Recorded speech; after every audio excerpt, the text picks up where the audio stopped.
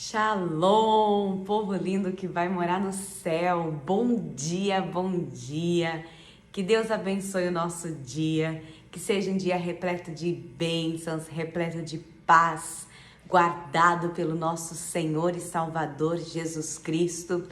É por Ele, para Ele que são todas as coisas, e é por isso que eu estou aqui, para trazer esse maná, esse pão fresquinho do céu, que nos fortalece, que nos vivifica e que nos torna todos os dias ali uma pessoa melhor. Sim, a cada devocional, a cada leitura que nós fazemos, nós melhoramos um pouquinho. Cada texto bíblico traz um ensino, traz uma direção, traz um pouquinho de Deus para as nossas vidas. É isso a importância do devocional, não é verdade? Por isso que nós precisamos estar todos os dias fazendo nosso devocional diário. Amém? E hoje, 1 Reis, capítulo 10. Eu amo esse capítulo 10, que fala aqui a respeito da rainha de Sabá, aquela rainha que ficou curiosa para conhecer um pouquinho da sabedoria de Salomão. Imagine, né? Quantas pessoas vinham ali ter com Salomão para poder ali saber, nossa, será que esse homem é sábio mesmo, né? Vamos questionar ele, vamos instigar ele. Eu imagino que isso era algo comum. Só que a gente vai ver aqui que essas pessoas, né, como a rainha de Sabá, não chegavam ali diante do rei, né, de mãos vazias. E é impressionante como que o texto, ele coloca toda essa riqueza de detalhes.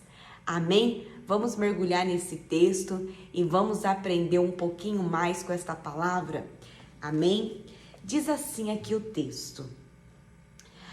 Tendo a rainha de Sabá ouvido a fama de Salomão com respeito ao nome do Senhor, veio prová-lo com perguntas difíceis.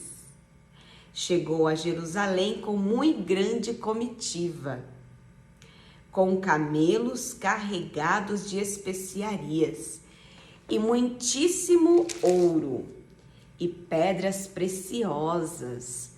Compareceu perante Salomão e lhe expôs tudo quanto trazia em sua mente. Salomão lhe deu resposta a todas as perguntas, e nada lhe houve profundo demais que não pudesse explicar. Vendo, pois, a rainha de Sabá toda a sabedoria de Salomão, e a casa que edificara, e a comida da mesa, e o lugar dos seus oficiais, e o serviço dos seus criados, e os trajes deles, e os seus copeiros, e o holocausto que oferecia na casa do Senhor, ficou como fora de si. E disse ao rei: foi verdade, a palavra que a teu respeito ouvi na minha terra, e a respeito da tua sabedoria. Eu, contudo, não cria naquelas palavras, até que vim e vi com meus próprios olhos. Eis que não me contaram a metade. Sobrepujas em sabedoria e prosperidade a fama que ouvi. Felizes os teus homens, felizes estes teus servos, que estão sempre diante de ti e que ouvem a tua sabedoria. Bendito seja o Senhor teu Deus, que se agradou de ti para te colocar no trono de Israel. É porque o Senhor ama a Israel para sempre, que te constituiu rei para executares juízo e justiça. Deu ela ao rei 120 talentos de ouro e muitíssimas especiarias e pedras preciosas. Nunca mais veio especiaria em tanta abundância, como aquela que a rainha de Sabá ofereceu ao rei Salomão. Também os naus de Irã, que de Ofir transportavam ouro, traziam de lá grande quantidade de madeira de sândalo e pedras preciosas. Desta madeira de sândalo fez o rei balaústres para a casa do Senhor e para a casa real, como também harpas e alaúdes para os cantores. Tal madeira nunca se havia trazido para ali, nem se viu mais semelhante madeira até o dia de hoje. O rei Salomão deu à rainha de Sabá tudo quanto ela desejou e pediu, afora o que lhe deu por sua generosidade real. Assim voltou e se foi para a sua terra com os seus servos. Olha só, né? A rainha de Sabá provavelmente era sábia e reinava sobre a região correspondente hoje ao lado, né, leste do Lêmen. Essa localização permitia aos sabeus controlar as rotas do comércio que iam do sudoeste da Arábia, no sentido norte até a Palestina. A intenção da rainha de Sabá era negociar um acordo comercial com Salomão.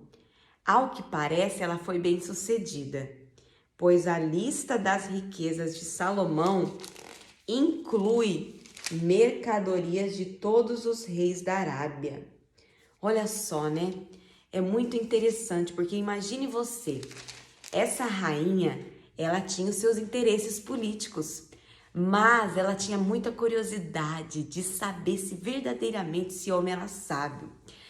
E ela diz aqui que verdadeiramente ninguém havia mentido a respeito de Salomão, que a sabedoria dele, tudo aquilo que ele tinha, ia além daquilo que ela tinha ouvido. Então quer dizer, sabe o que o Espírito Santo de Deus ele me revela com esta palavra, nesta hora? Que aquilo que os olhos dela contemplaram superou as expectativas dela. E isso fica um alerta para nós, sabe? Muitas das vezes a gente coloca muita expectativa, né, a respeito de algo ou a respeito de alguém.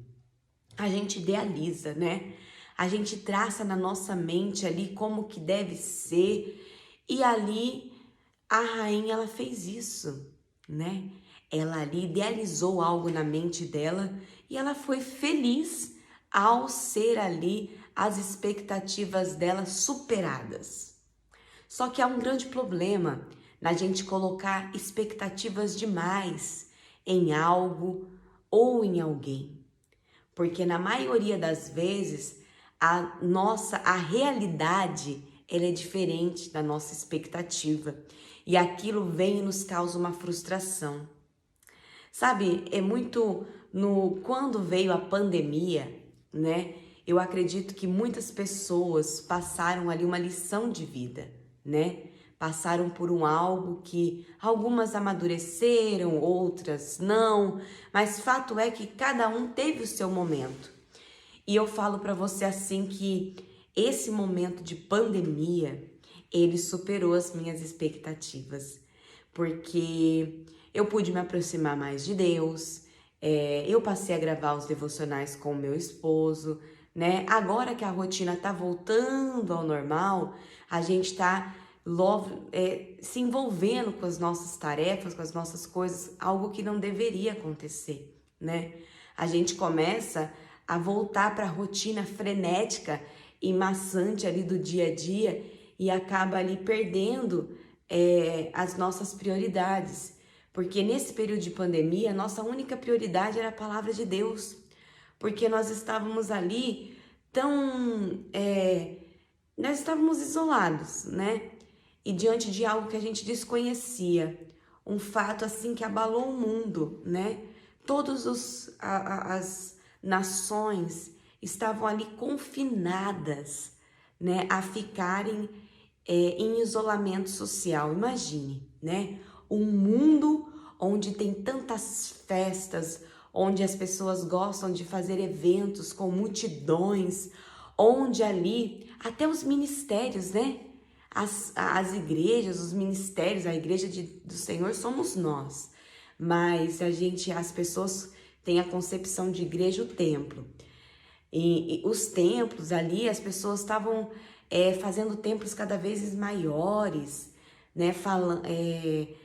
Fazendo de tudo para conquistar um rebanho numeroso. E ali aquelas igrejas cheias, com uma multidão, mas sem qualidade. Ali tudo no automático, e de repente vem a pandemia e tum! Todo mundo precisa ir para sua caverna, retomar ali as suas raízes. E ali eu falo, né, para você que a expectativa do retorno ficou sendo muito grande para nós, né? A gente ali, depois de um tempo, a gente começou a pensar num retorno, né? E eu falo para você que algo que eu aprendi é controlar a minha expectativa. Porque eu sou professora, então eu sempre pensava, né? Como vai ser esse retorno com as crianças? Como vai ser a rotina escolar? Como vai ser ali o convívio? E eu falo para você que nós estamos retomando e eu não coloquei muita expectativa nesse retorno e eu não esperava que as coisas iriam estar muito próximas ao normal. As salinhas já estão ficando cheias, a rotina já está ficando como era, está assim, como se não tivesse existido a pandemia. Mesmo a gente, né, eu trabalho com a máscara, com o face shield, tem aqueles cuidados de higiene, mas parece que se tornou algo habitual ali. E ali eu vejo assim que foi muito bom para mim não colocar expectativa nisso, porque eu não tenho sofrido tanto com isso. E já vejo que outras pessoas, né, colocaram muita expectativa nesse retorno, ou colocam muita expectativa e se frustram. Eu quero te dizer, Deus quer te dar um alerta nesse dia. Seja o que for, controla as suas emoções, os seus sentimentos. Não coloca tanta expectativa em algo ou em alguém, porque aí você pode se frustrar. Sabe? A gente precisa olhar para o autor e consumador da nossa fé e entender que quem nos vivifica, quem nos fortalece é Deus. Quando eu falo aqui enfaticamente todos os dias, louvado, engrandecido seja aquele que é único e digno de toda honra, de toda glória e de todo louvor, eu falo isso porque eu vivo isso. Se não é Deus na minha vida, eu não estaria aqui ministrando a palavra para você. Porque eu sinto uma responsabilidade muito grande com aquilo que Deus colocou na minha vida. Eu entendo que Deus, Ele nos chama porque é Ele quem nos capacita. Se Ele me chamou para estar aqui, Ele me capacita. Se Ele te chamou para estar aí, aonde você está, eu não sei aonde você trabalha, quais são os ambientes que você costuma frequentar, mas cada lugar que o Senhor te colocou, Ele tem um objetivo, há um propósito de você levar Jesus para as pessoas, de você mostrar que na sua vida há um Deus que te fortalece, que te coloca de pé, que te sustenta e que é poderoso para fazer infinitamente mais do que tudo que pedimos ou pensamos. E o texto não acaba aqui, gente, né?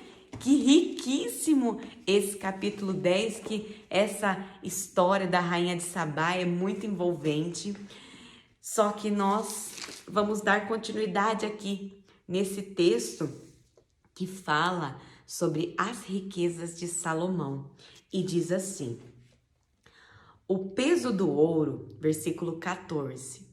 O peso do ouro que trazia Salomão cada ano era de 666 talentos de ouro, além do que entrava dos vendedores e do tráfico dos negociantes e de todos os reis da Arábia e dos governantes da terra. Fez o rei Salomão 200 paveses de ouro batido, 600 ciclos de ouro mandou pesar para cada pavês. Fez também 300 escudos de ouro batido, 3 arratéis de ouro mandou pesar para cada escudo, e o rei os pôs na casa do bosque do Líbano. Fez mais o rei um grande trono de marfim e o cobriu de ouro puríssimo. O trono tinha 6 degraus. O espaldar do trono no alto era redondo. De ambos os lados tinha braços junto ao assento e 2 leões junto aos braços. Também 12 leões estavam ali, sobre os 6 degraus, um em cada extremo destes. Olha que luxo! Nunca se fizera obra semelhante em nenhum dos reinos.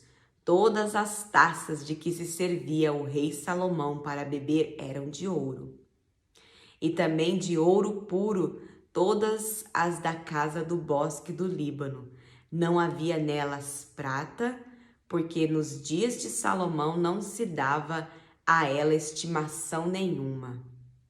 Porque o rei tinha no mar uma frota de Tarsis, com as naus de Irão. De 3 em 3 anos voltava a frota de Tarsis, trazendo ouro, prata, marfim, bugios e pavões. Assim o rei Salomão excedeu a todos os reis do mundo, tanto em riqueza como em sabedoria. Todo mundo procurava ir ter com ele, para ouvir a sabedoria que Deus lhe pusera no coração. Cada um trazia o seu presente, objetos de prata e de ouro, roupas, armaduras, especiarias, cavalos e mulas, assim ano após ano. Também ajuntou Salomão carros e cavaleiros, tinha 1.400 carros, e 12.000 cavalarianos, que distribuiu as cidades para os carros, e junto ao rei em Jerusalém. Fez o rei que em Jerusalém houvesse prata como pedras e cedros em abundância, como sicômoros que estão nas planícies. Os cavalos de Salomão vinham do Egito e da Cilícia, e comerciantes do rei os recebiam da Cilícia por certo preço. Importava-se do Egito um carro por 600 ciclos de prata e um cavalo por 150 nas mesmas condições. As caravanas os traziam e os exportavam para todos os reis dos heteus e para os reis da Síria. Olha só, os navios mercantes carregavam mercadorias para o mar Mediterrâneo, para complementar os produtos trazidos por navios, que faziam as rotas do Mar Vermelho, mais tarde chamado de Golfo de Acaba. Os carros representavam a tecnologia mais avançada, olha só. Qual que era a tecnologia mais avançada? Eram os carros. Em armas de guerra no Antigo Oriente Próximo, uma vez que Israel não produzia carros de guerra. Salomão os importava do Egito. Também usava seu monopólio sobre as rotas mercantes para lucrar com o comércio de carros entre o Egito e os hititas e os sírios ao norte de Israel. Olha só para você ver, né? Salomão, ele era aí um bom negociante, ele sabia negociar e não poderia ser diferente, né? Um homem com tamanha sabedoria teria que ter ali discernimento para poder negociar e fazer aí essas, né, inter-relações aí entre os governos. Eu quero te dizer que todos iam ter com Salomão. O texto, mesmo aqui, quando a gente vem falar sobre as riquezas de Salomão, dá ênfase para essa riqueza que era a sabedoria dele. onde todos ali iam ter com ele porque queriam receber um pouquinho dessa sabedoria. Eu quero declarar sobre a sua vida que você será uma mulher sábia, um homem sábio, que na sua família você será referência de sabedoria, onde os demais irão ter com você para ter uma direção. Às vezes a gente entende que dentro do nosso contexto familiar, muitas das vezes a gente não tem aquele reconhecimento. E quando a gente analisa um pouco ali o contexto de Jesus, né? O próprio Jesus, os seus ali o rejeitaram. Então, não leve isso como uma frustração, porque aqui fala que vinha pessoas de fora ter com Salomão. Agora, a Bíblia não fala, né? Mas Salomão tinha aqui 700 mulheres ou concubinas. Eu sei que entre mulheres e concubinas eram 700 e 300, né? 1000 mulheres. Olha esse harém. Como que era? Será que essas mulheres, elas iam ter com a sabedoria deles? Será que os filhos, será que os familiares? A Bíblia não traz esses detalhes a respeito dos familiares de perto. O que a Bíblia diz e deixa bem claro é que os de longe vinham ter para saber dessa sabedoria. A gente pode pensar também, conjecturando, né, que os de perto viam ele atendendo essas pessoas de fora e, consequentemente, aprendiam um pouco da sabedoria dele. Mas fato é que a gente precisa entender que há um propósito de Deus sobre as nossas vidas. Ele pode nos usar do jeito que Ele quiser. Basta que a gente esteja disposto a ser usado. Nós somos um instrumento ali quietinho no canto, sem ninguém tocando aquele instrumento, ele é só um instrumento. Mas para que ele produza um som, para que ele venha tocar corações, ele precisa de alguém para tocar. Nós precisamos que Deus nos toque, para que nós venhamos ser um instrumento de bênçãos na vida de outras pessoas. Amém? Vamos orar? Querido Deus e amado Pai, glorificado e exaltado é o teu santo nome por esta rica e poderosa palavra. Ó Deus, eu oro, colocando diante de ti, do teu altar, a minha casa, a minha família. Deus, e coloco também a vida desta pessoa, a família desse meu irmão, a família dessa minha irmã, esse projeto, esse sonho. Ó Deus, dá sabedoria para esta pessoa. Ajuda, Deus, esse meu irmão, a essa minha irmã, a não colocar tanta expectativa nas coisas. Ajuda, Senhor, esta pessoa a ter domínio das suas emoções, dos seus sentimentos. Ajuda, Senhor, esta pessoa a ser como um luzeiro nesta terra.